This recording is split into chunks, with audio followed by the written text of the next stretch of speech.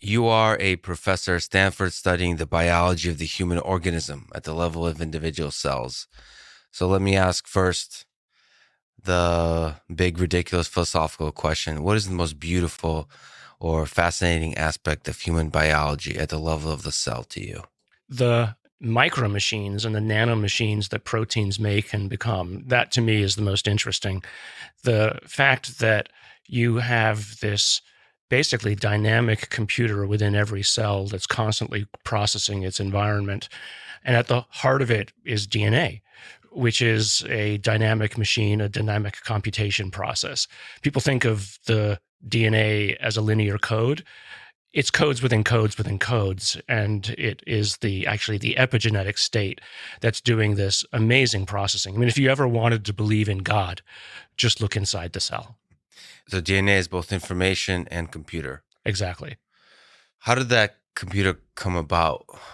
A big, continuing on the philosophical question, is this both scientific and philosophical? How did life originate on Earth, do you think? How did this, at every level? So the very first step and the fascinating complex computer that is DNA, that is multicellular organism, and then maybe the fascinating complex computer that is the human mind.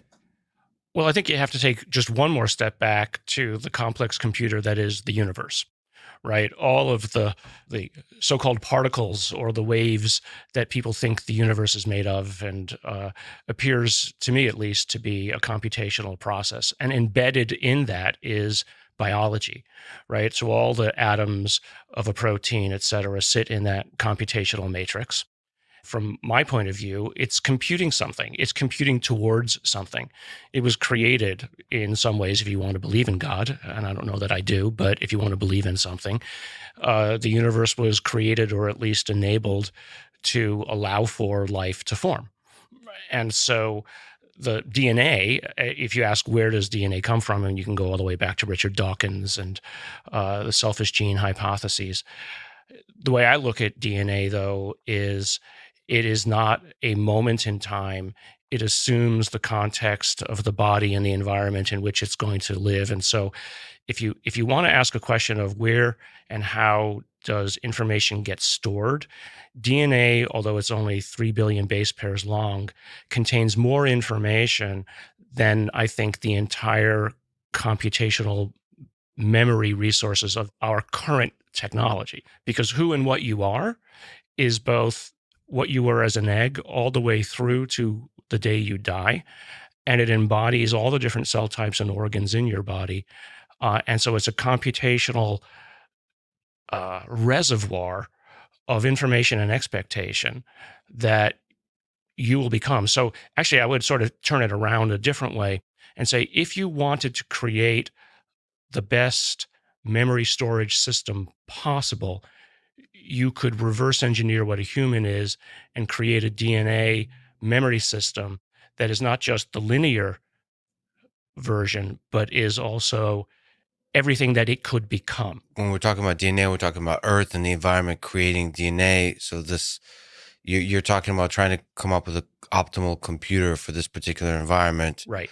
Um, so if you reverse engineer that computer, what do you mean by considering all the possible things it could become? So who you are today, right? So 3 billion bits of information does not explain Lex Fridman, Yeah.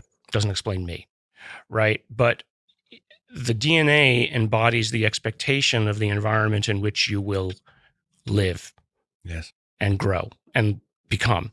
So all the information that is you, right, is actually not only embedded in the DNA, but it's embedded in the context of the world in which you grow into and develop, right? But so all that information, though, is packed in the expectation of what the DNA expects to see. Interesting. So like some of the information, is that accurate to say is stored outside the body? Exactly. Yeah. The information is stored outside because there's a context of expectation. Isn't that interesting? Yeah, that's fascinating. I mean, to linger on this point, if we were to run Earth over again a million times, how many different versions of this type of computer would we get? I think it would be different each time. I mean, if you assume there's no such thing as fate, right, and it's not all pre-programmed, and that there is some sort of, let's say, variation or randomness at the beginning, you would get as many different versions of life as you could imagine. And I don't think it would all be, unless there's something built into into the substrate of the universe. It wouldn't always be left-handed proteins, right? But I wonder what the flap of a butterfly wing, what uh, effects it has, because it's possible that this system is really good at finding the efficient answer, and maybe the efficient answer is there's only a small finite set of them for this particular environment. Exactly. That's the kind of, in a way, the anthropomorphic universe of the multiverse expectations, right? That, there's probably a zillion other kinds of universes out there if you believe in multiverse theory. We only live in the ones where the rules are such that life like ours can exist. So using that logic, how many alien civilizations do you think are out there? There's like trillions of environments, aka planets, or maybe you can think even bigger than planets. How many lifelike organisms do you think are out there thriving, and maybe how many do you think are long gone but were once here? I think, well, innumerable. I think in So terms of the greater ones that than are zero. much greater than zero. I mean, I would just be surprised. What a waste, right, of all that space just for us, if we're never going to get there. Um, that would be my first way to think about it. But second, I mean, I remember when I was about 7 or 8 years old, and I would love if any of your listeners could find this National Geographic. I remember opening the page of the National Geographic. I was about, again, 7 to 10 years old. And it was sort of a current picture of the universe. It was around probably 1968, 1969. And I just remember looking at it and thinking, what kinds of empires have risen and fallen across that space that we'll never know about? And isn't that sad that we know nothing about something so grand? And so I've always been a reader of science fiction because I like the creative ideas of what people come up with. And I especially like science fiction writers that base it in good science, but base it also in evolution. That if you evolve a civilization from something lifelike, right, some sort of biology, its assumptions about the universe will come from the environment in which it grew up. So, for instance, Larry Niven is a great writer, and he imagines different kinds of civilizations. In some cases, what happens if intelligence evolved from a herd animal? Right? Would you lead from behind? Right? Would you be, in his case, one of them were the so-called puppeteers. And to them, the moral imperative is cowardice. You put other people forward to run the risk for you, right? And so he writes entire books around that premise. There's another guy, David Brin is his name, and he writes the so-called Uplift Universe books. And in those, he takes different intelligences, each from a different evolutionary background, and then he posits a civilization based around where and what they came from.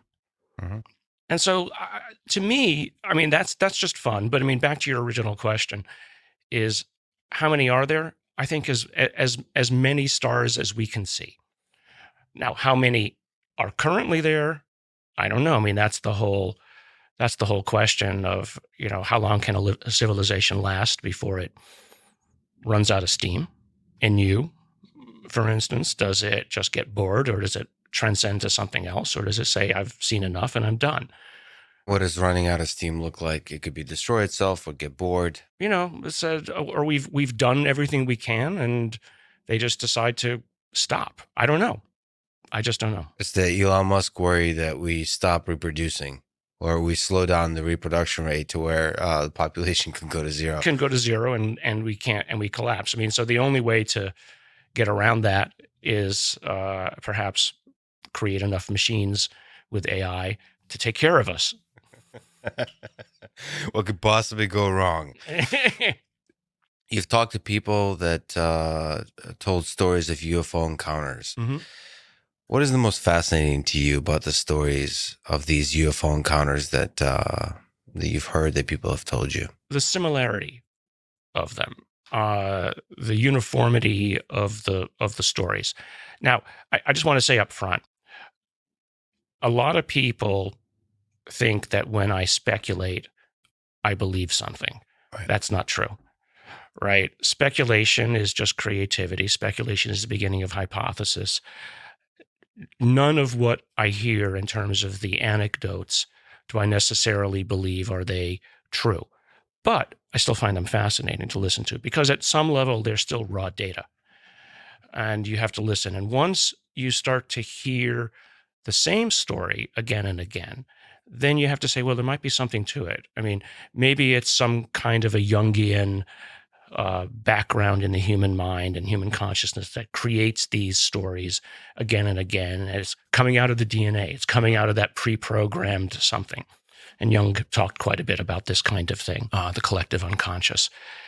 But actually, one of the most interesting ones I find is this constant message that you're not taking care of your world.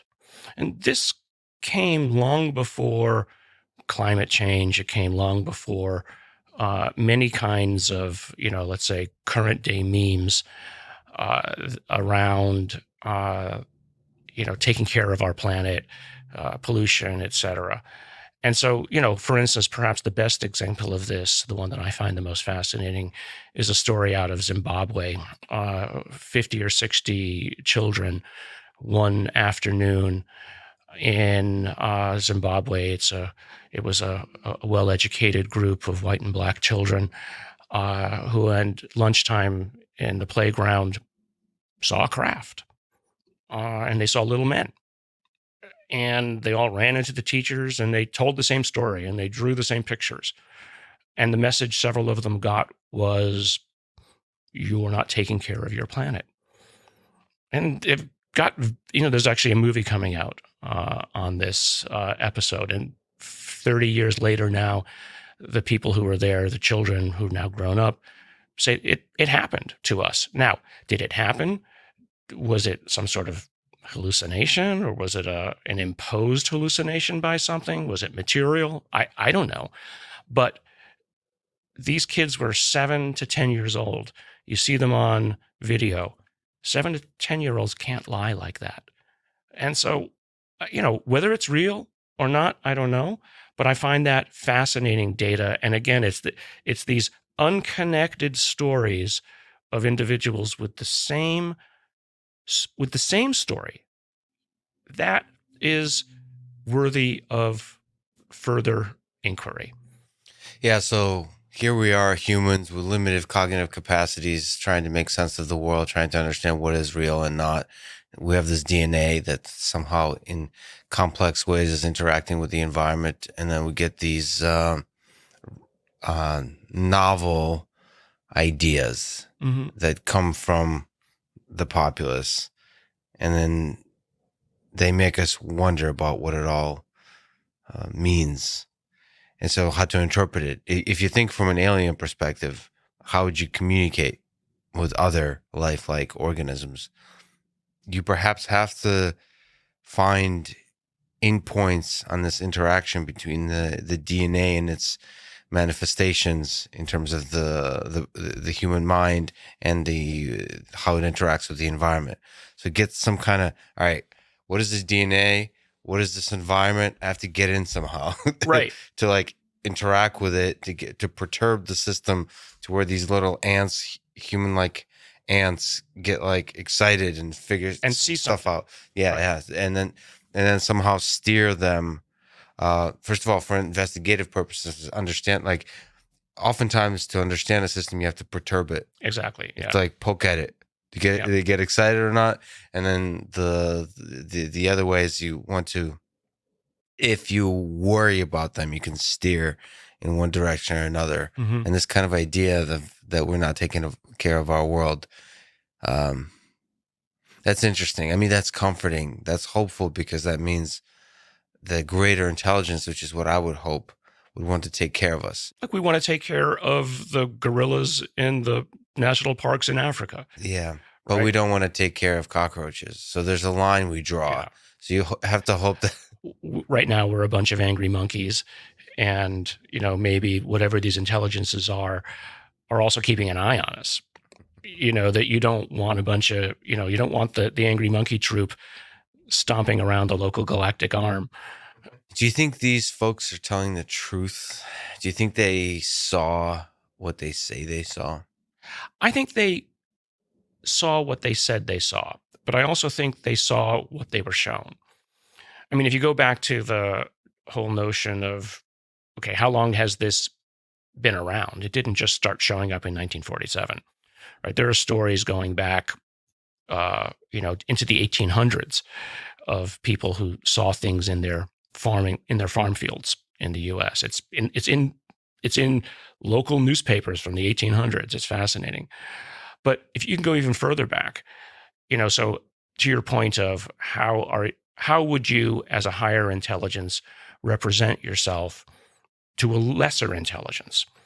Well, let's go back to pre-civilization. Maybe you show yourself as the spirits in the forest and you give messages through that. Once you get a little bit more civilized, then you show yourself as the gods. And then you're God. Well, we don't believe in God anymore necessarily. Not everybody does. So what do we believe in? We believe in technology. So you show yourself as a form of technology, right? But the common thread is you're not alone. And there's something else here with you. And there's something that's, as you said, watching you and at least watching over your shoulder. But I think that, like any good parent, you don't tell your student everything. You make them learn. And learning requires mistakes, because if you tell them everything, then they get lazy. You've looked at the brains of, or information coming from the brain of some of the people that have had UFO encounters. What's common about the brain of people who encounter UFOs? So the study started with a group of, let's say, a cohort of individuals that were brought to me and their MRIs to ask about the damage that had been seen in these individuals. It turns out that the majority of those patients ended up being, as far as we can tell, Havana syndrome. And so, for me at least, that part of the story ends in terms of the injury. It's likely almost all Havana syndrome. That's somebody else's problem now. That's not my problem. But when we were looking at the brains of these individuals, we noticed something right in the center of the basal ganglia in many of these individuals that at first we thought was damage. It was basically an enriched patch of MRI dense neurons that we thought was damage, but then it was showing up in everybody. And then we looked and they said, "Oh, it's actually not." The other readings on these MRIs show that actually that's living tissue. That's actually at the head of the caudate and the putamen. And at the time, and I remember even asking a good friend of mine at Stanford, who is a psychiatrist, what does the basal ganglia do? He said, "Oh, the basal ganglia is just about movement and nerve and motor control." And I said, "Well, that's odd, because these other papers that we were reading at the time started to suggest that it was involved with higher intelligence and is actually downstream of the executive function and involved with intuition and planning." And if you think about it, if you're going to have motor control, which is centralized in one place, motor control requires knowledge of the environment. You don't want to move something and hit the table. Or if you're walking across a room, you want to be aware and cognizant of what you might bump into. So obviously, all of that planning requires access to all the senses. It requires access to your desires, memory, knowledge of where and what you want and desire to walk near or by. Like I use the example of you're at a party, you want to avoid that person, you like that person, the waiter's about to drop something. All without thinking, you maneuver. So that actually, all that planning is done in the basal ganglia. And it's actually now called the brain within the brain. It's a goal processing system subservient to executive function. So what we think we found there was not something which allows people to talk to UFOs. I mean, I think the UFO community took it a step too far. What I think we found was a form of higher functioning and processing. So what we then looked at, and this was the most fascinating part of it, we looked then at individuals in the families of those, let's say the index case individuals, and we found that it was actually in families. And more so, this is the most fascinating part. We've probably looked now at about 200 just random cases that you can download off of databases online. You don't see this higher connectivity. You only find it in what Kit Green would have called or has called higher functioning individuals, people who are,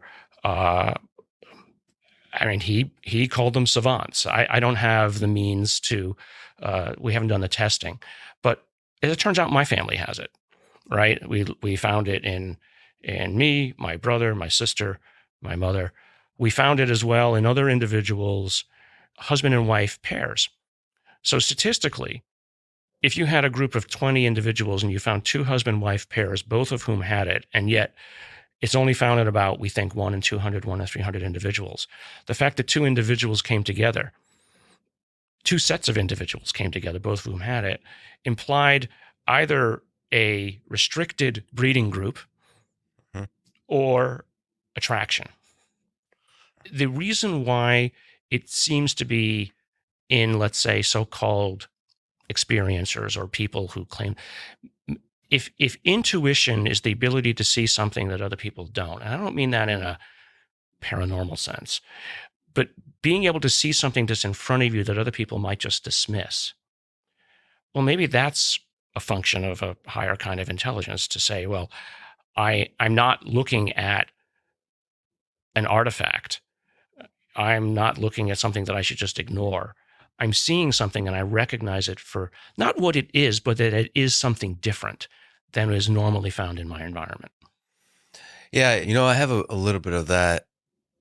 I seem to see the magic in a lot of moments. Like I have a deep, it's obviously, not obviously, but it seems to be chemical in nature that I just am excited about life. I love life. I love like stupid things. It feels like I'm high a lot on like mushrooms or something like that, where you'd really appreciate that. So I'm able to detect something about the environment that maybe others don't. I don't know, but like I seem to be over the top grateful to be alive on for a lot of stupid reasons, and that's in there somewhere. I mean, it's kind of interesting because it really is true that our brains, the way we're brought up, but also the genetics, enables us to see certain slices of the world, and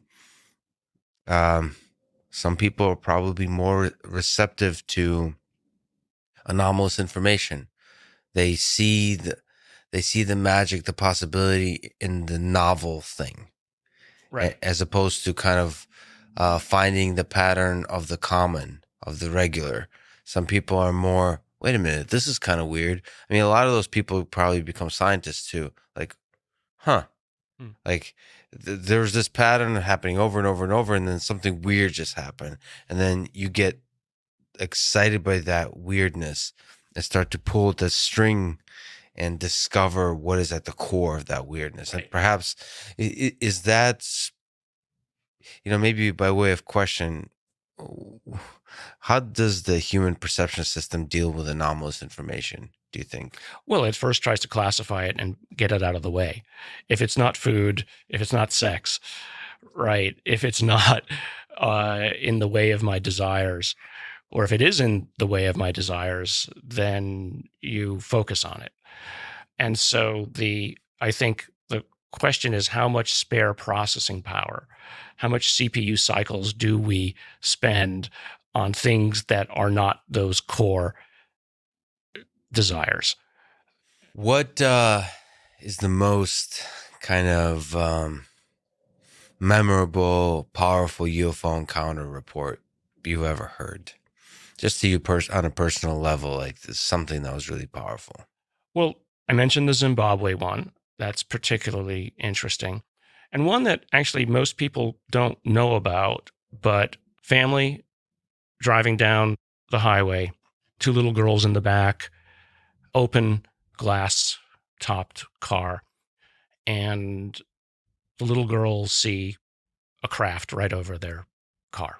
This is in the middle of the day on a busy highway. The mother sees it.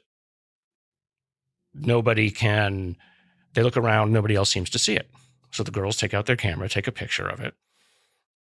And then they get home. They look at the picture.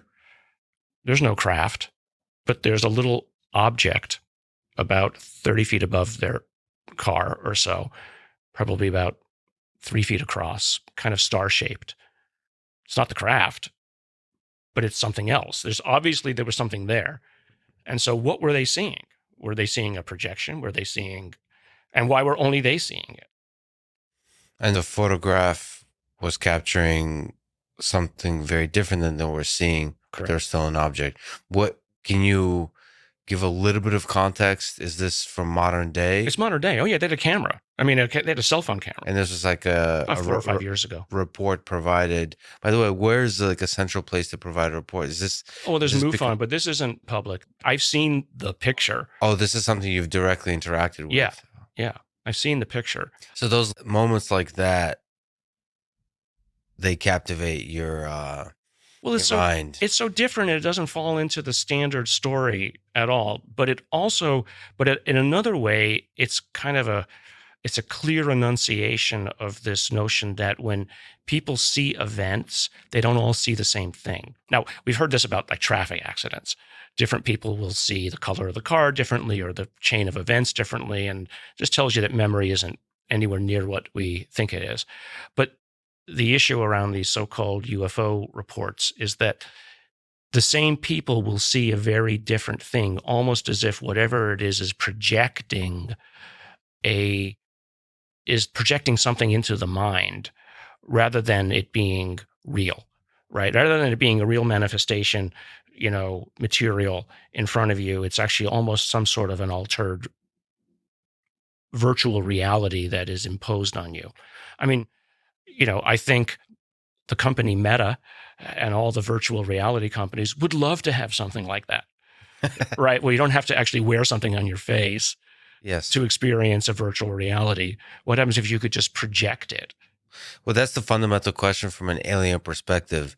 When you look at, or as we humans look at ants, how does its perception system operate? So not only how does this thing's mind operate, how does the human mind operate, but how does their perception system operate so that we can like stimulate the perception system properly to get them to think certain things. And so, that's a really important question. Humans think that, the only way to communicate is in like 3D or 4D space time. There's physical objects, or maybe you write things in some kind of language, but there could be just so much more richness in how you can communicate. And so from an alien perspective, where somebody has much greater technological capabilities, you have to figure out, how do I use the skills I have to stimulate the limited humans? Right. Well, I mean, let's take the ants exam again as an example. Let's say that you wanted to make ants practical. You wanted to use them for something, right? You wanted to use them as a form of biological robot. Now, DARPA and other people have been trying to use insects for, turn them into biological robots. But if you wanted to, you would have to interact with their sense of smell, right? Their pheromone system that they use to interact with each other. So you would either create those molecules to talk to them, to make them do. I'm not saying talk to them as if they're intelligent, but talk to them to manipulate them in ways that you want. Or if you were advanced enough, you would use some sort of electromagnetic or other means to stimulate their neurons in ways that would accomplish the same goal as the pheromones, but by doing it in a sort of a telefactoring way. So let's say you wanted to telefactor with humans. You would interact with them. And this is a technology which you could imagine possible. You could telefactor information into the sensory system of a human, right? But then each human is a little bit different. So either you know enough about them to tailor it to that individual, or you just basically take advantage of whatever the sensory net is that individual has. So if you happen to be good at sound, or you happen to be a very visually inclined individual, then maybe the sensory information that you get that's most effective in terms of transmitting information would come through that portal. I think the aliens would need to figure out that humans value physical consistency. So we've discovered physics. So we want our perception to make sense. Maybe they haven't, that's not an obvious fact of perception, that you have to figure out what kind of things are humans used to observing in this particular environment of Earth, and how do we stimulate the perception system in a way that's not anomalous, or not too, doesn't cross that threshold of just like, well, that's way too weird. Right. So they have to, that's not obvious that should be important. Maybe you want to err on the side of anomaly, like lean into the weirdness. So communication is complicated. Yeah. Well, that's why I always find this issue of people talking about the so-called grays as interesting, because it is related to what you're saying. They're different enough, but they're not so different as to be scary, right? They're not venom dripping fangs, right? They're different enough, but it's also like they're what you could imagine us becoming in some distant future. So is that a purposeful representation? I don't know. I mean, I don't believe in the grays, for instance, but I believe that people think that they see it. So if we're talking about a communication strategy that says, we're like you, but not the same as you, this might be a manifestation that you represent in terms of a communication strategy. What do you make of David Favor's sighting of the Tic Tac UFO and other pilots who have seen these objects that seem to defy the laws of physics? Well, I think you have to take them at their word. Are they fascinating to you? These absolutely. reports? No, I know a lot of these people, right? So I know Lou Elizondo, Chris Mellon, the whole crowd. I saw the videos about 3 weeks or so before they went public. I was at a bar with Lou overlooking the Pentagon in Crystal City, and they showed them to me, and my hair stood on end. Wow. And he said this is coming out soon. And I know one of the guys on the inside who was the naval intelligence who had interviewed all of these pilots again before this came out.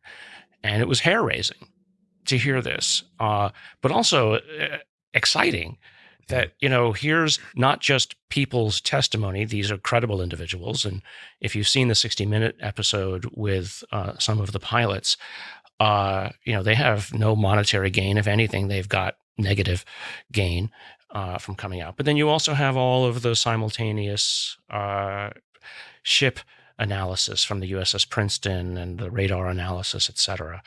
So, at the end of the day, it's just data. It's not a conclusion. I'd be perfectly happy, honestly, perfectly happy if somebody showed that it was all a hoax. I can go back to my day job. Right. That could be a hoax, but other things might not be. I mean, right. This is the point. This is why it's nice to remove some of the stigma about this topic, because it's all just data, and and anomalous events are such that there's going to be They're going to be rare in terms of how much data they represent, but we have to consider the full range of data to discover the things that actually represent something that's, if we pull at it, we'll discover Right. something that's extraterrestrial or something deep about the phenomena on Earth that we don't yet understand. Right. Well, if it only stimulates people, for instance, to think, okay, well, what happens if we could move like that with momentumless movement? And it stimulates young individuals to go into the sciences to ask those questions. That to me is fascinating. I mean, after I've been openly talking about this in the last year, especially, I've had a number of students from top schools who aren't my students come to me and say, if I can help, let me. How can I help? I never had thought about this before, but you and others, not just you and others, have opened my mind to thinking about this matter. Yeah, that's why it's actually funny that Elon Musk doesn't think too much about these kinds of propulsion systems that could defy the laws of physics as we currently understand them. To me, it's a powerful way to think what is possible. Mm-hmm. It's inspiring, even if some of the Yes. data doesn't represent extraterrestrial vehicles. I think the observation itself, it's like something you mentioned, which is hypothesizing, imagining these things, considering the possibility of these things. I think opens up your mind in a way that ultimately can create the technology. First, Right. you have to believe the technology is possible before you can create it. Right. In my own lab, we always look for, as I've said before, what is inevitable. And, saying inevitably this is the kind of data we need. But if we need that kind of data, the instrument we want doesn't exist. Yeah. Okay. So I imagine the perfect instrument, I can't make it. And you back into something which is practical. And then you, in a sense, reverse engineer the future Mhm. of what it is that you want to make. And I've started and sold like at least half a dozen or more companies using that basic premise. And so it was always something that didn't exist today, but we imagined what we wanted. And at the time, many people said it couldn't be done. I mean, for instance, all the gene therapy that's done today with retroviruses came from a group meeting in David Baltimore's lab. I was a postdoc with him. And one of the other postdocs wasn't able to make retroviruses in a way that he wanted to. And I realized I had a cell line that would allow us to make retroviruses in 2 days rather than 2 months. And so he and I then worked together to make that system. And now all gene therapy with retroviruses is done using this basic approach around the whole world because something couldn't be done and we wanted to do it better and we imagined the future. And so that's, I think, what the whole UFO phenomenon is doing for people. It's like, well, let's imagine a future where these kinds of technologies are, but also let's imagine a future where we don't blow ourselves up, right? So if these things are there, they manage to not blow themselves up. So it means that at least one other civilization got past the inflection point. So, if some of the encounters are actually representing alien civilizations visiting us, why do you think they're doing so? You suggested that perhaps it's to study and understand their own past, right? Right. What are some of the motivations, do you think? And again, from our perspective, us as humans, what motivations would we have when we approach other civilizations we might discover in the future?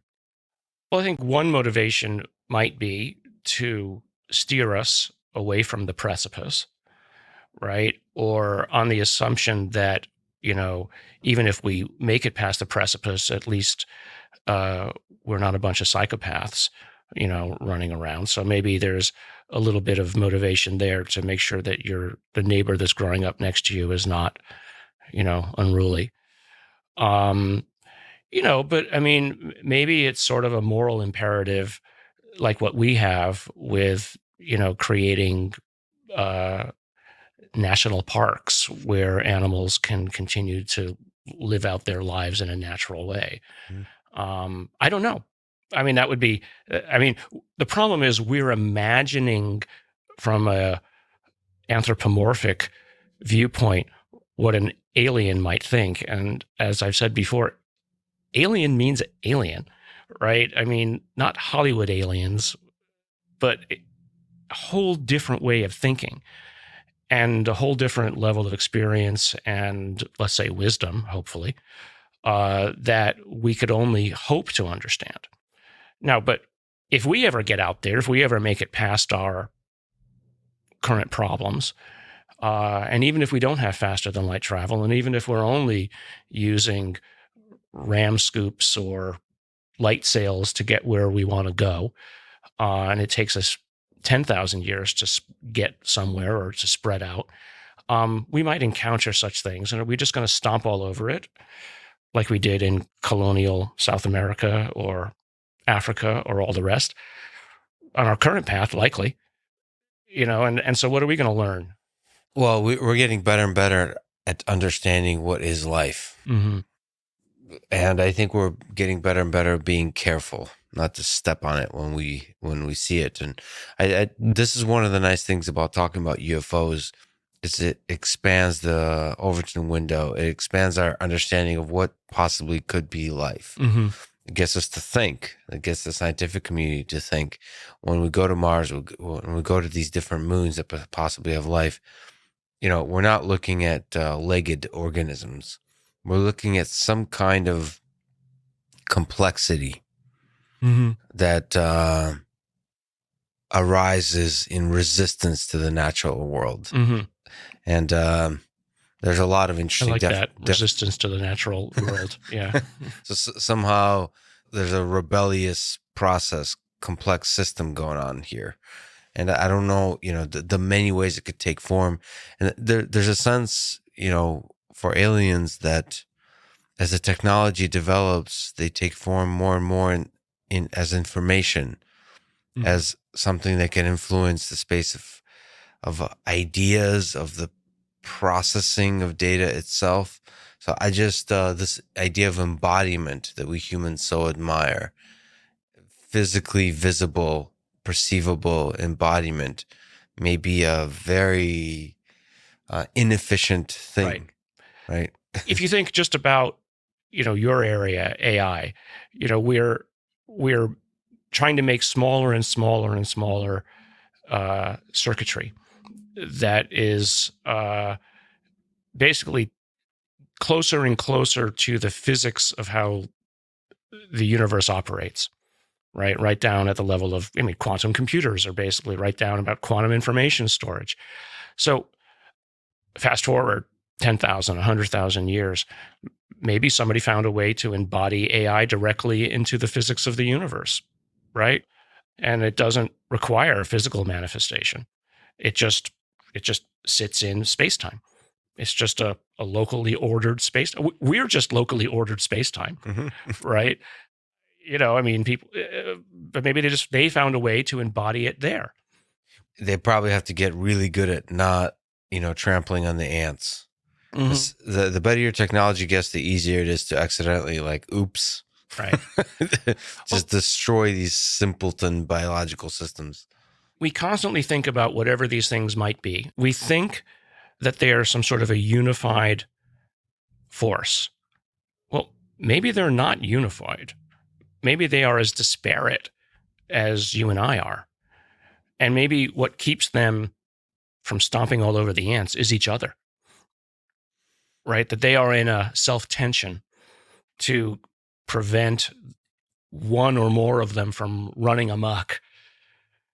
Oh, yeah. I mean, that's kind of the anarchy of nations that we have on Earth. Yeah. So there's always there's always going to be this There's a hierarchy. This hierarchy that's formed of greater and greater intelligences. Right. And they're all probably also wondering, wait, what's bigger than me?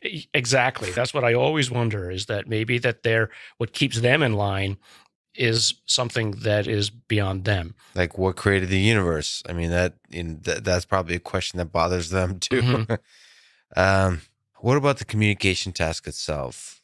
How hard do you think it is for aliens to communicate with humans? So is this something you think about this barrier of communication between biological systems and something else, how difficult is it to find a common language? Well, I think if you're smart enough or technologically enabled enough, it's relatively straightforward. Um, Now, whether your concepts can ever be dumbed down to us, that might be hard. Yeah. I mean, Again, talking to the ants talking to the ants, I mean, they about don't. Instagram. So You want to look good in this picture. Let me explain to let you me how you look. explain to you why. Yeah. So that's the essential problem of, you know, perhaps they realize who it is that they're talking to. And they say, we're rather than muddy the picture, we're only going to give them limited information. Yeah. Right. And yeah, maybe we could sit down like you and I and have a conversation, but then they would make assumptions. The humans would then make assumptions about us that aren't true because we're not humans. Right. So let's stay at arm's length. Let's just let them know that we're here. Right. And here's the limited amount of communication. Again, this notion that if you give somebody everything, they'll get lazy. And if they've been around as long as they have, they've seen every kind of thing that can go wrong. Mm-hmm. And so it's they know, as much as they might want to step in, that would be a wrong thing. Yeah, you have to also understand the amount of wisdom they carry. Yeah. And so it's very easy as well for religions to. I don't want to get into a whole religious conversation, but it's very easy for you could see how religions could call them angels or devils or what have you, because again, if you're trying to fit it into a framework of cultural understanding, the first thing you reach for is God. And so it when you look at what these things are, and again, with the angels and the devils, uh, in a similar sort of way, their communication is limited. They just kind of give little. What's the Oracle of Delphi? They kind of give these Delphic pronouncements, and then it's up to you to figure out what it is that they really mean. Stephen Greer claimed that a skeleton discovered in Atacama region of Chile might be an alien. You reached out to him and took on the task of proving or disproving that with the rigor of science. The result is a paper titled Whole Genome Sequencing of Atacama Skeletons Shows Novel Mutations Linked with Dysplasia. Can you tell this full story? The story was, as you put it right there, correct. Reached out, got a sample of the body, did the DNA sequencing, then worked with a team of two other Stanford scientists and Roche sequencing group, Roche Diagnostics, and probably a total team of about 11 or so people. And as is standard in these kinds of things, the professors actually don't do the work. The students do the work and figured out the answer. And then we help them put together the story. And the story was simply that it was human, 100%. I went into it thinking it was originally a monkey of some sort. I got kind of excited a few months into the process thinking, well, what happens if it is an alien? Yeah. Right. Can you describe some of the characteristics of the skeleton that makes it unique and interesting? Primarily, it had dysmorphias of the brain. And so the first thing I did actually when I got pictures of it, I took it to a local expert at Stanford, and he was on the paper. And he was the world expert in pediatric bone dysmorphias. He literally wrote the book and on this, because that's what you do. You go to an expert when it's outside of your field of interest. And he said, well, I haven't seen this particular collection of mutations before, or this physiology before, but here's what I think it might be. And he said, but based on the size of the thing and the bone density, it would appear to be like 6 or 7 years old. Now, again, that's the thing where I think the lay public doesn't understand or takes a speculation like that and turns it into a fact. No one ever said that it was that age. We only said that the bones made it look like it was that age. Mm-hmm. But then we went back and looked for genetic explanations of why things might look the way they did. And if you, again, read the paper, it's very carefully caveated to say that these mutations might result in this. But what we did find was an unexpectedly large number of mutations associated with bone growth in this individual. And it was just a bad roll of the dice, right? You roll the dice enough times with enough people born every year, and someone will roll the wrong dice all at once. So the sad part about it was individuals in the UFO community who wanted to think that there was some sort of conspiracy around it, right? That somebody had somehow convinced all of my students to lie. Okay. I mean, come on. I would lose my job, first of all, and they would all be, in trouble forever. Yeah, but also it's just projecting malevolence onto people that I don't think exists in normal populace, and especially doesn't exist in the scientific community. Yeah. The kind of people that go into science, I mean, this is what bothers me with the current distrust of science, is they might be naive. Mm-hmm. They might not, especially in modern science, look at the big picture, philosophical, ethical questions, all that kind of stuff. But ultimately, they're people with integrity and just a deep curiosity for the discovery of cool little things. And there's no malevolence, broadly speaking, in the scientific community. So, I mean, there's a bigger story here, which is, there's a hunger in the populace to discover something anomalous, something new.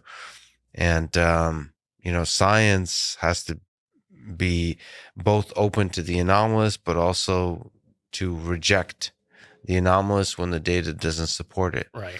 What do you make of that, walking that line for you? Because you're dealing with UFO encounters, you're dealing with the anomalous. Well, people have said, let's go back to the Atacama case, that I was debunking it. Well, debunking is a loaded term. It sort of assumes that you were going in purposefully to prove something is wrong. I wasn't. I was just going in to collect the data. And, I showed that this one was human. There was another skull that somebody had at one point. It was called the Star Child. They called it the Star Child skull. I said, I looked at it. I looked at the DNA sequencing that they had done. I said, this is human. End of story. The people who owned the thing at the time disagreed with me. And then eventually another group came in and proved that I was right. And it's not about debunking. It's about getting the more spectacular and hyped cases off the table. I mean, the reason I got interested in it is because somebody was hyping it. Mm-hmm. And not because I wanted to disprove it, but because I just wanted to know. Mm-hmm. And let's get it off the table, because it's usually the most extravagant things that are most likely to be wrong.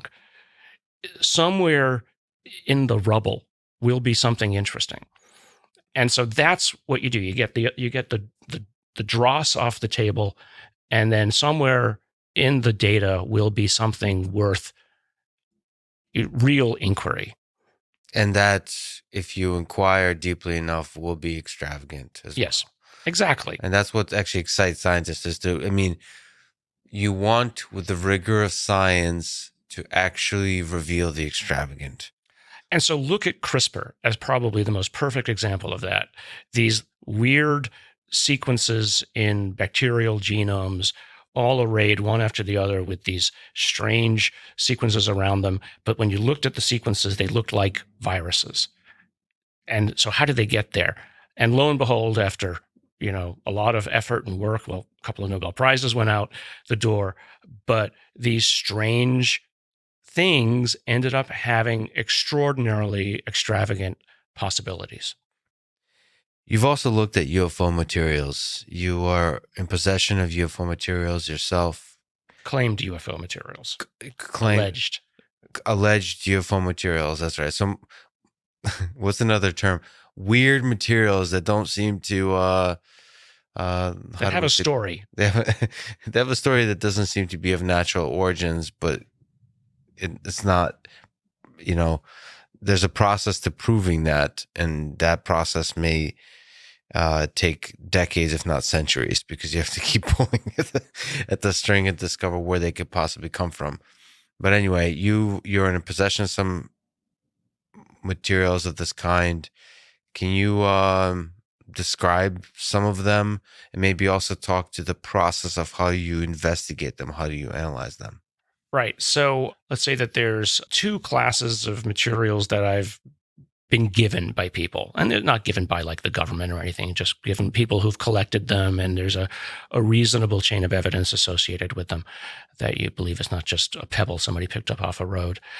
Um, they're almost always things that people have claimed have either been dropped off as like some sort of a leftover material, molten metals, or they are from an object that was released from this that kind of exploded. They're almost always metals. I have some couple of things that might be biological that are interesting that I haven't really spent a lot of time on yet. When you look at a metal, you basically, well, okay, what are the elements in it? And what's it made of?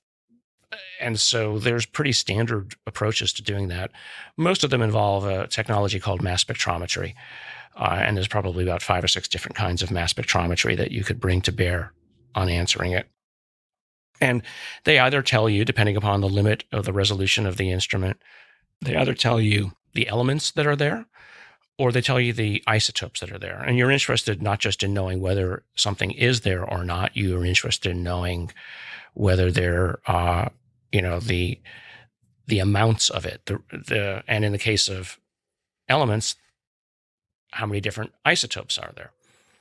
And that's kind of where, in some of these cases, it gets interesting, right? Because in at least one of the materials, as we first studied it, the isotope ratios of, in this case, it was magnesium, are way off normal. And I just don't know why. It doesn't prove anything. It just all it proves is that it was probably accomplished by some kind of an industrial process, whether it's the result of a process or whether, and this is sort of the leftover, or whether it was made that way for a particular purpose, I don't know. All I know is that it was engineered. That's it, right? But then the question is sort of, you go one step deeper. Why would you engineer it? Right. Well, why and what does the engineered means? There's all kinds of. It could be a byproduct. It could be um, the main result of an engineering process. It would be a small part of the engineering process that is the main part. Well, so the ratios of isotopes for any given element are basically the result of stellar processes. A supernova blew up sometime several billion years ago. That became a cloud. Those atoms coalesced gravitationally to form another sun and a ring that became a rocky planet. And the ratios of the isotopes were determined at the time of that explosion. And so everything in the local solar system is more or less of that ratio, depending upon certain gravitational different, but by fragments of a percent, not whole tens of percent difference. So what do humans use isotopes for? Mostly to blow stuff up. I mean, the vast majority of the isotopes that have been made in the per pound or ton are things like certain ratios of plutonium and uranium to blow stuff up. We don't make or engineer isotopes, which it's today is relatively easy to do, but it's still expensive, for any other reason apart from, let's say, as anti-cancer. We use stable isotopes in money these days as a counterfeiting tool. You basically embed certain ratios of isotopes in to make it harder for counterfeiters to accomplish. But other than that, we don't do anything with that. So why would you make grams of such material in this one case and drop it around on a beach in Brazil? So which case are we talking about? Describe that Brazil case. This is the Ubatuba case. Can you describe this case a little bit further? Like what material we're talking about, just the full story of the case. So it's an interesting one. It's an interesting one. So a fisherman saw an object that released something, or it exploded, and it was this relative. I've got some big chunks of it, relatively pure magnesium, with obviously something else in it because magnesium burns. So it had something in it that would, other metals, simple alloy, that would prevent it from basically burning up. And so the question is, and so then we had two pieces that came from two different chains of custody, both claimed to be from the same object. At least physically, when you look at the two things, they look the same, right? So we took small fragments of each of them. We put them in an instrument called a secondary ion mass spec, which is an extremely sensitive instrument, and it can see down to 0.0001 mass units, which is important for, let's say, more arcane reasons, but it's a sensitive instrument. And so one of the chains of custody, we had two pieces from the same chain of custody, and then two pieces from the other chain of custody. One of them had completely normal magnesium isotope ratios, magnesium 24, 25, 26, and the other was off. Not just like slightly off, way off. And they were both off to the same extent. So, it was sort of like you had an internal control of what was normal, and you had this other one which was wrong. And so you're left with kind of an open question. Was this a hoax? Were these two chains of custody, one of them a hoax, that somebody purposefully introduced those things? Because you could do it. It would cost a lot. I mean, at the time that this was found, I guess the 1970s or so, might have been earlier, I forget. The amount that I had would have cost several tens of thousands of dollars to make. And again, it's not something you would just throw around. And why would you do it in the hope that some guy 30 years from then would pick it up and study it? Yeah, it's a very subtle troll. It's a long-term plan. So I just don't know. I just don't know what to make of it, except it's interesting. So a different kind of question that you're asking is, what constitutes evidence? Right? So is this sufficient evidence? Absolutely not. But somebody's put it forward. I have the time. It's my time. I'll study it. And my objective is to sort of take those that I think are credible enough and do a reasonable analysis, put it out there, and maybe somebody else will come up with an idea as to what it is. Now, what would be better is some sort of true technology, right? Something that is obviously, we don't have it, and people like Neil deGrasse Tyson and Seth Shostak have come out rightfully and have said, when you show up with, something really obviously technological that we don't understand, then we'll pay attention, right? Not just material. A piece of metal is interesting, but several of the things that I've looked at and other things that people have come to me with, we found to be completely banal, or were actually pieces of aircraft that were invented back in the 1940s. Yeah. And so take them off the table. See, but I think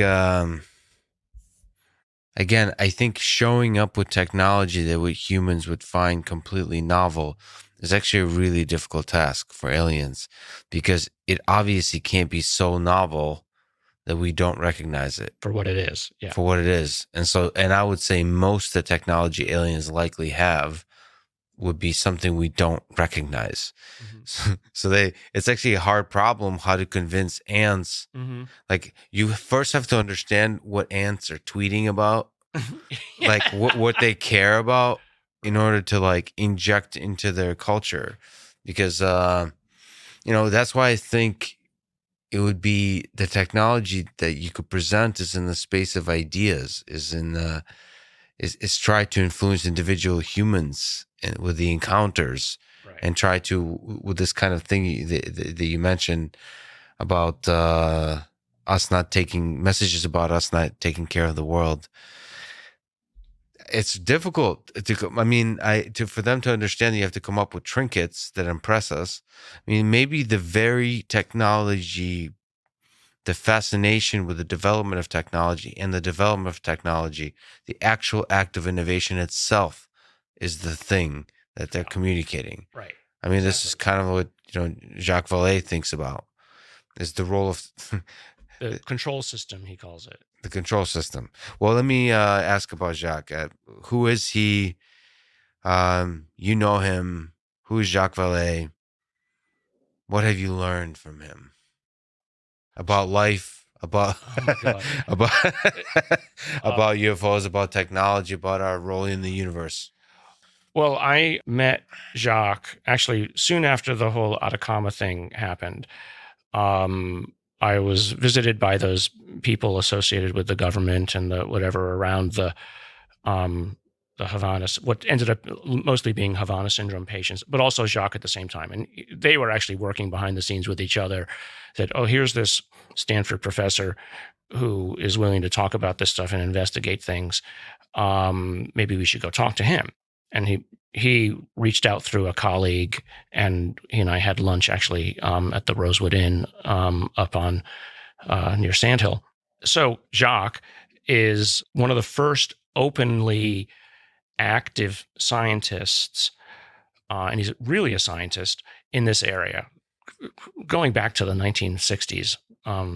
And he's put forward a number of ideas, speculations about what it might be that people are interacting with. And the first thing that I learned from him is this notion of what he called kabuki theater, that many of the things that people have seen are, I remember reading his books and thinking, he uses this word absurd a lot. He said the things that people claim they see are absurd, right? A ship doesn't land in a farmer's field and then come up and knock on the door and say, "Can I have a glass of water?" And these are stories literally out of newspapers from the 1930s. Mm-hmm. It's absurd.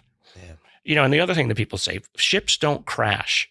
If you're so technologically advanced, you don't crash. It's absurd that they crash. So he says, this is put on as a show. It's an influence campaign. Mm-hmm. Right? It's not meant to influence individuals. It's meant to influence a culture as a whole. Maybe they don't look at us as individuals. Maybe they look at us as an organism that lives on a planet, right? And perhaps rightfully so. And so that's how you interact with them. That's how you influence them. So that was one of the first things that kind of took me back and realized, wow, there's actually maybe there's a puppet master behind the scenes that's doing this influencing, and then all this stuff about aliens is not true per se. They're just a representation of something that is meant to influence. So that was probably the most interesting thing. I mean, the man is brilliant. He's also, it can be, and I'm sorry, Jacques, he can also be incredibly annoying to have a conversation with, because he will pick apart your arguments or anything that you think you know and show you why you don't know what you think you know. And he used the example that, for me, that is that all you need is one counter example to any conclusion, and you're wrong. And so I learned from him I mean, I'm supposed to be a good scientist, but I learned from him, don't talk about conclusions, just talk about the data. Because data is not wrong. I mean, convince yourself that the data is not wrong or not an artifact, but be careful about your conclusions, because whatever is going on, it's much more complicated than we imagine. Wow, that's powerful. Being able to always step back, because we humans get excited. Yeah. We start to jump to conclusions from the data, but always step back. Well, Powerful. Being able to always step back, because we humans get excited. Yeah. We start to jump to conclusions from the data, but always step back. Well, in some of my Twitter feeds, when I dare to go on Twitter, are full of, well, when are you going to give us the answer? Well, you know, science is not immediate. You're going to have to be patient. And even some of my science colleagues have said, well, where's the data? My answer to them has been, where's been your work to try to produce any? Mm-hmm. You know, I'm not here to give you everything on a silver platter. We talked offline how much I love data and machine learning and so on. And it's been really disheartening to see the U.S. government not invest as much as they possibly could into this whole process. So let's jump to the most recent thing, which is, what do you make of the report titled Preliminary Assessment Unidentified Aerial Phenomena that was released by the Office of the Director of National Intelligence in June 2021? So this was like, okay, we're going to step back and we're going to where do we stand and where do we hope the future is? What do you make of that report? Is it hopeful? Is it? I see it as very hopeful, very hopeful. I think the adults are finally stepping up and being in charge, right? In the good sense of adult. What's that? In the good sense. In the good sense of adult. Because childlike curiosity is a pretty powerful thing. That's true. Yeah. But it's also, I think, the people who were worried that the populace at large might run screaming into the streets and riot, they basically, the empiric evidence is they're wrong. These videos and all these things have been out for now, 5 years? Most people don't even know about it. Right. So as hyped as it's been and all over the newspapers that it's been and et cetera, even Tucker Carlson has talked about it many times on his news program. Joe Rogan has. A lot of people don't know about it. So I think people, if it's not affecting their day-to-day life, they're going on with their day-to-day life. So, but that said, I think it was an important sea change in the internal discussions going on in the government, because, and the reason being that I think this is actually partly true with the maturation of human social technology. It was becoming so obvious that this stuff was showing up again and again and again around our ships. They just couldn't keep it quiet anymore. Right. And so it's like, we need to do something about it. And Lou Elizondo and Chris and others, to their great credit, found the right angle to talk about this. It says, well, okay, let's say it's not out there. Maybe it's the Russians, the Chinese, or somebody else. We should know about this because we damn sure know it's not us. So that, to me, is an important thing to finally be a little bit more open about the matter. But like I often say, I'm not looking for people to give me permission to do anything. I'm just going to do the analysis myself with what I have. Avi Loeb has taken the same approach. He said, I'm not going to wait for the government to give me telescopic information about technologies or things that might be even in our own solar system. I'm just going to collect it myself. And that's the right way to do it, right? Don't wait for somebody else to give it to you. It's also possible to inspire a large number of people to do a wider spread data collection. Yes. I mean, you yourself can't do a large enough data collection that would, if you're talking about anomalous events. Right. You should be collecting high resolution data about everything that's happening on Earth in terms of in terms of the kind of things that would indicate to you a strong signal that something weird happened here. And this is why, governments can be good at funding large scale efforts. Yes. I mean, NASA and so on, working with SpaceX, with Blue Origin, to fund capitalistic sort of fund company efforts to do huge moonshot projects. Right. and in the same way do huge moonshot data collection efforts in terms of UFOs. I mean, we're not, it needs to be like 10x, like 1 or 2 orders of magnitude more funding to Exactly. do this kind of thing. And I understand on the flip side of that, if you make it about what are the Russians, what are the Chinese doing, make it a question of geopolitics, it gets touchy because now you kind of taken away from the realm of science and Making it military. making it military. Some of the greatest, this is what makes me, as an engineer, makes me truly sad that some of the greatest engineering work ever done is by Lockheed Martin, and we will never know about it. Yeah, I agree. I wish it was different, but it's the world we live in. But related to that UAP task force announcement that you just said, the bill was passed in the Department of Defense and now formally establishes an office to collate that information and also to be transparent about it. Money is now set aside, right? What do you think of it, just in case people don't know, the DoD established a new department to study UFOs called Airborne Naming, come on. But yes, Yeah. Airborne Object Identification and Management Synchronization Group. Do you know how to pronounce that No, correctly? I do not. No. And that's AOI-MSG. it's stupid and it needs to be MSG. renamed, but AOI-MSG.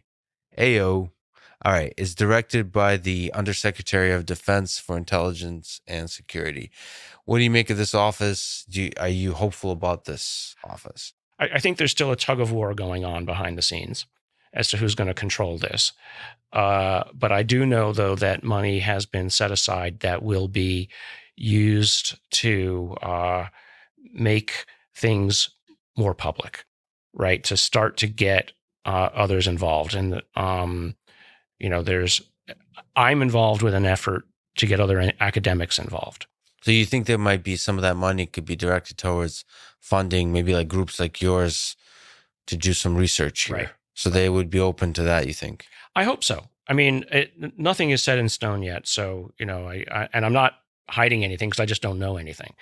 Right. But I do think that there will be public efforts. Now, there are being set up other private efforts to bring monies involved and to use that to leverage and get access to some of the internal resources as well.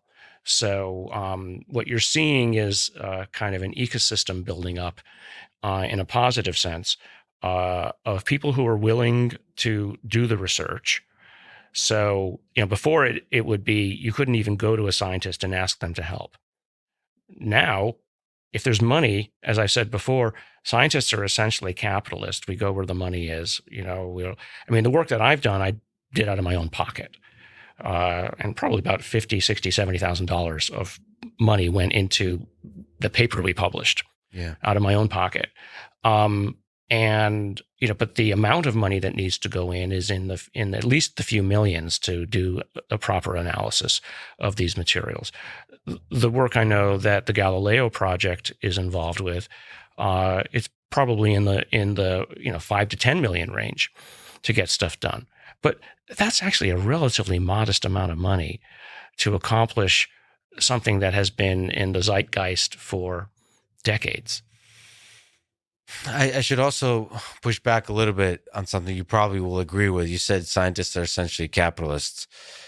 What I've noticed is there's certainly an influence of money, but oftentimes when you're talking about basic research and basic science, the money is a little bit ambiguous to what direction you're doing the research in, and the scientists get really good at telling a narrative of like, yeah, we're fulfilling the purpose of this funding, but we're actually, they end up doing really what they're curious about. Yes. And of course you cannot deviate. Like if you're getting funded to study penguins in Antarctica, you can't start building rockets, but probably you can, because you'll you'll concoct a narrative saying rockets are really important for studying penguins in the Antarctica. Right. I think that's actually, this is one thing I think people don't generally understand about the scientific mind, is I don't know how capitalistic it is, because if it was, they would start an effing company. No, no, no, no. I mean, when I meant capitalist, I didn't mean in the they'll start companies per se. I mean, we can only do the research where there's money. Right. And so from maybe it's a bad use of the term capitalist. So, but the we will only do the research where there's money. I mean, why do most people work? Many biologists work in cancer research because there's a lot of money there. It's an important problem, but I might not have ever gotten involved in it if there wasn't money. I might have gone and I was going to be a botanist when I was a kid. That's what I wanted to do. So having money available will bring people to bear. Now, another mistake that's often actually made, I think, by the lay public about science is that people think that we're paid to do things. Just as you said, I get a research grant, and luckily from the NIH, they give you a fair amount of latitude. I will go my own way and I'll find something. I might have proposed something, but I'll end up somewhere entirely different by the end of the project. And that's how good science is done. You follow the data, you follow the results. And so that's what I'm hoping can be done here. I think the worst kind of thing that could be done with this subject area is to put it inside another company where they have a set plan of what it is they're going to do, and the scientists either do what the executives tell them to do or not. That isn't how anything will really get discovered. Get it out into the public, get open minds thinking about it, and then publishing on it and doing the right kind of work. That's how real progress will be made with this. Let's again put our sort of philosophical hats on. Do you think the U.S. government or some other government is in possession of something of extraterrestrial origin that is far more impressive than anything we've seen in the public? I've not seen anything personally, but if I believe the people who I don't think can lie, yes. How does that make you feel in terms of the way government works, the way our human civilization works, that there might be things like that and they're not public? Is there a hopeful message for transparency that's possible? Like if you were in power, and I'm not saying president, because maybe the president is not the source of power here, would you release this information in some way or form? Yes. If I were, I think it would. I think it's something that can bring humanity together, right? I think that knowledge of this kind of thing, to know that we are more alike than we are different in comparison to whatever this is a positive thing for us. And to know, I don't necessarily care that the government has been hiding it. And I think, people who've been talking about we should give government officials or whatever amnesty, I think that's probably the right answer. This isn't a time to look back and say, you did something wrong. You did whatever you did because that was the data you had available to you at the time, and you had good reasons for doing it. Now, if your reasons were selfish, if your reasons were you wanted to do it because you wanted to monetize it yourself to your benefit, but against that of others, then I think maybe there's something else that could be said. But an opportunity to get all this information out, if I were in charge, I would try to do it. Now, I might be shown something though that says, there's a reason why you don't want to let anybody know this. Maybe you don't want everybody having access to unlimited energy, because maybe you might turn it into a bomb, or something that gives you hints that something like unlimited energy is possible, but you haven't figured it out yet. And if you make it public, maybe some of the other governments you have tensions with will figure it out first. Right. I mean, it's kind of an arms race going on, I think. All forms. And it makes me truly sad, because it's obvious that, for example, the origins of the COVID virus, it's obvious to me that the Chinese government, whatever the origins are, is interested in not releasing information about it because it can only be bad for the Chinese government. Mm-hmm. And then every government thinks like this. Like actually, this has been disappointment to me talking to PR folks at companies. Like they're always nervous.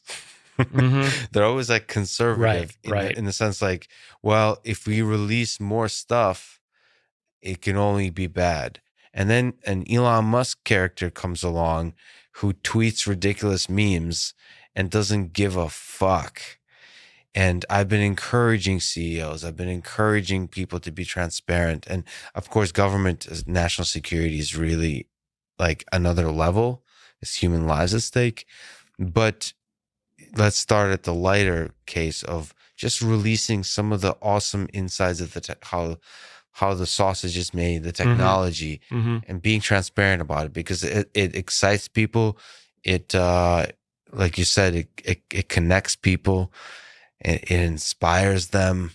It's good for the brand. It's good for everybody. I honestly think this kind of idea that people will steal the information and will use it against you is an idea that's not true and is an idea of the 20th century. Like you said, some of the benefits of the social media, our social world is that transparency is beneficial. And I hope governments will learn that lesson. Of course, they're usually the last to learn such lessons. Right.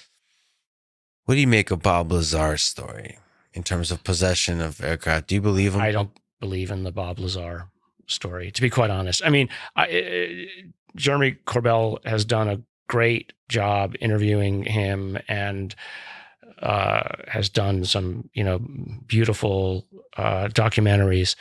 I just don't. I don't know how to interpret it, and and again, there's some of the people who I fraternize with think it's all rubbish. But maybe he's right, but I don't know. I mean, the problem is, and this is a little bit different about how I approach the whole area than a lot of others. I'm less interested in going over old paperwork and all these old histories of who said what, the whole he said, she said of the history of UFOs. Mm-hmm. I'm a scientist. I worked on the brain area because it's something I can collect data on. I can go back to the same individual, collect their MRI again, and redo it. I can hand that MRI to somebody else. They can analyze it. I can get materials. I can analyze them. I can get some of these skeletons. I won't touch any skeletons ever again, but I can analyze it and somebody else can reproduce the data. Yeah. I mean, that's what I'm good at. And so, I'm not going to go into the whole, I'm not a historian. Yeah, that's true. But there's a human side to it. Sometimes I think with these, because again, anomalous, rare events, some of the data is inextricably connected to humans. Mm-hmm. The observations. Yeah, right. I mean, I hope in the future, that sensory data will not be polluted by human subjectivity, but that's still powerful data, even direct observations. Yeah. Like if you talk about pilots. And so it's an interesting question to me whether Bob Lazar is telling the truth, whether he believes he's telling the truth too. And what impact his story and stories like his have on the willingness of governments to be transparent and so on. So, you have to credit his story for captivating the imagination of people and getting the conversation going. He's maintained his story for all these years with little to no change that I'm aware of. So, but there's so many other people who are, let's say, experts in that story. Their gut, you accumulate a set of sort of circumstantial evidence where your gut will say that somebody is not telling the truth. Yeah. You mentioned Avi Loeb. I forgot to ask you about Oumuamua. Mm-hmm. Because you've analyzed specimens from here on Earth, what do you make of that one? And what do you make broadly of our efforts to look at rocks, essentially, or look at objects flying around in our solar system? Is that a valuable pursuit, or maybe most of the stories can be most of the fascinating things could be discovered here on Earth or on other nearby planets. Just going to Oumuamua, I think Avi's insight is an interesting speculation, right? Like I was saying before, people can sometimes look at something and not see it for what it is. Many would just look at that and say, oh, it's an asteroid, and dismiss it. There was something odd about the data that Avi picked up on and said, well, here's an alternative explanation that doesn't fit, that actually better fits the models than it just being a rock. And to his credit, he just has ignored the critics because he believes the data is real and is using that then as a battering ram to go after other things. So I think that's great. Yeah. What is his main conclusion? Does he say it could be of alien extraterrestrial origin? Is that his? Well, that's one of the things. I mean, he's explained how it could be a light sail. Right. And a light sail is certainly within near human capabilities to make such a thing. I think Yuri Milner he's a Russian billionaire. He's involved, I think, in a project to make light sails with laser, to launch them with laser power, essentially, towards Alpha Centauri. Mhm. Right. So it's something that humans could make. I think Avi's proposal is perfectly within the realm of possibility. I mean, sadly, the thing is, now nearly out of our solar system. Yes, I mean, to me, that's inspiring to do greater levels of data collection in our solar system, but also here on Earth. It just seems like we should be constantly collecting data because the tools of software that we're developing get better and better at dealing with huge amounts of data. It's changing the nature of science. I mean, collect all of the data. Right. Collect the data. I mean, the Galileo project asked me over the weekend to join, and I did. Mm-hmm. So, I'm not a specialist in any of the stuff that they're doing. But, in looking at the list of people who are on there, there are really no biologists on there. So at some point, if my expertise is required for something. What's the goal and the vision of the Galileo project? Better talk to Avi, but my understanding and just actually looking at the sort of the bylaws this morning, literally just got them, is number one, collect the data on UAP, and number two, collect data on potentially local technological artifacts. I need to look into this. This is fascinating. And Avi is heading the Galileo project. Yeah. Have you spoken to him? On this podcast, yes. But Okay. that was before. I believe is before he was headed. Is this a new creation? Yeah, the Galileo project was. I think it's about 6 or 7 months old now. Okay, that's amazing. And he's getting a group of scientists together. Oh yeah, about 100. Oh, that's awesome. Actually, I was looking at some of their stuff over the weekend. I'm shocked at the level of organization that they've already got put together. That's amazing. It looks like a moonshot project. I mean, I've been involved with a lot of large NIH projects, which involve a lot of people in coordination, and they're putting it together. So you're extremely well published in a lot of the fields we began this conversation with. So you're a legit scientist, but yet you're keeping an open mind to a lot of ideas that that maybe require you to take a leap outside of the conventional. So what advice would you give to young people today that are, in high school or in college that are dreaming of having impact in science or maybe in whatever career path that goes outside of the conventional, that really does something new? If you believe in something, you believe that an idea is valuable, or you have an approach to something, don't let others shame you into not doing it. As I've said, shame is a societal control device to get other people to do what they want you to do rather than what you want to do. So shame sometimes is good to stop you from doing something unethical or wrong. But shame also is something that is circumscribing your environment. I've never let people who've told me, you shouldn't do that, line of science, you should be ashamed of yourself for even thinking that. Give me a break. Why is it wrong to ask questions about this area? What's wrong with asking the question? Frankly, you're the person who's wrong for trying to stop these questions. You're the person who's almost acting like a cultist. Mm-hmm. You basically have closed your mind to what the possibilities are. And if I'm not hurting anybody, and if it could lead to an advance, and if it's my time, why does it bother you? I mean, I had a very well-known scientist once tell me that I was going to hurt my career talking about this. If anything, it's enhanced my career. Yeah. I have a couple questions on this. So first of all, just a small comment on that.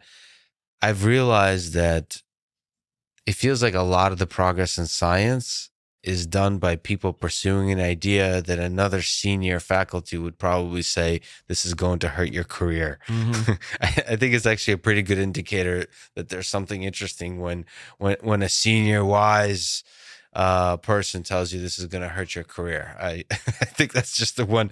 As a small, if I were to give advice to young people, if somebody senior tells you this is going to hurt your career, think twice about taking their advice. Yeah. No, I mean, I think that's the primary thing. And the other, I tell my own students, I have a lab of about 20, 30 people, and it's been that big since 1992. People come and go. It's not the data that falls in line that's so interesting. It's the spot off the graph that you want to understand. Yeah. That's it. You want to, when something is way off the graph, that's the interesting thing, because that's usually where discovery is. And the number of times that I've stopped people in my lab and said, wait a second, go back a few slides. What was that? And then it ended up being something interesting that made their careers. I could, count on a few hands. Yeah. Get excited by the extraordinary that's outside of the thing that that you've done in the past. Right. Just on a personal psychological level, is there, I'm sure at Stanford, I'm sure in you exploring some of these ideas, there's pressure. How do you not give in to the pressure? How do you not give in to the people that say, that push you away from these topics? What would you said? Shame. I just point to my successes. I say, you're the ones who told me not to start companies all this time ago. And now you're the one coming to me for advice for how to start a company. Yeah. Right. But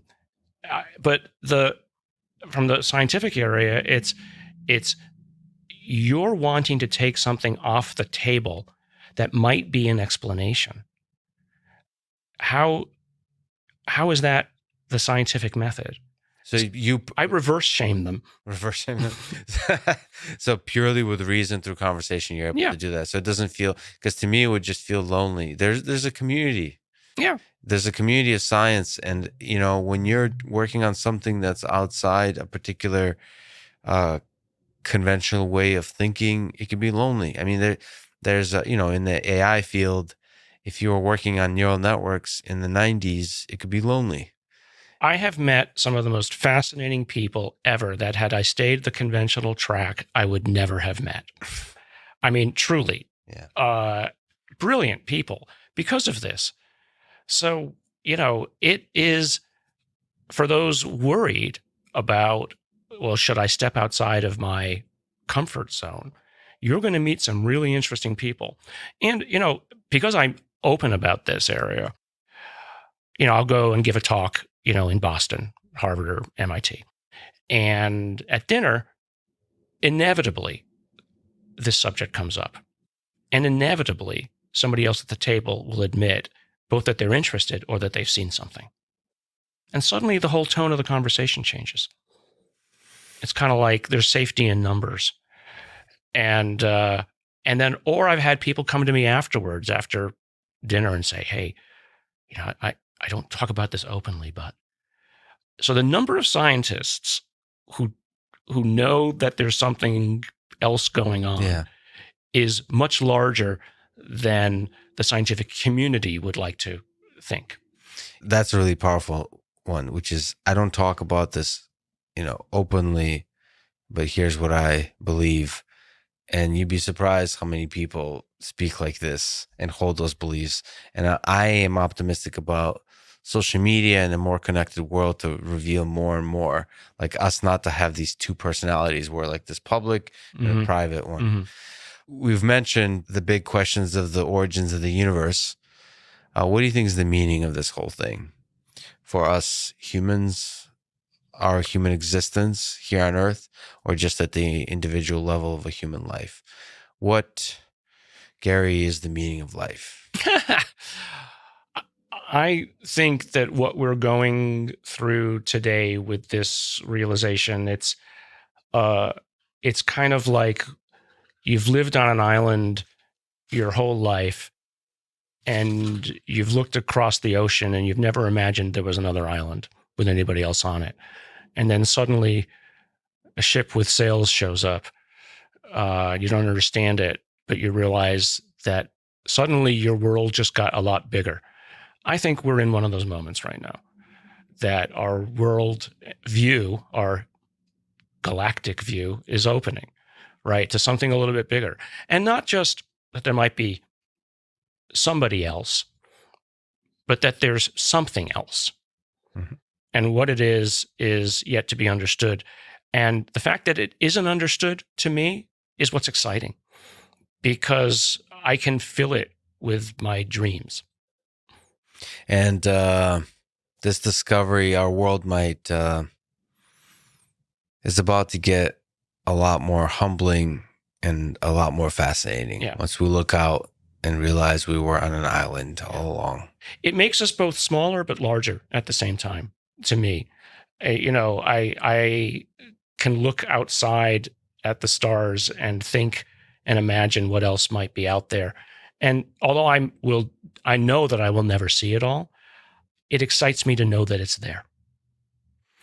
Well, Garry, both to respect your time and also because at 12 I turned into a princess, let me just say thank you for doing everything you're doing as a great scientist, as a person willing to reject the conventional. And thank you for spending your extremely valuable time with me today. Thanks for talking. Thanks so much. It was great talking.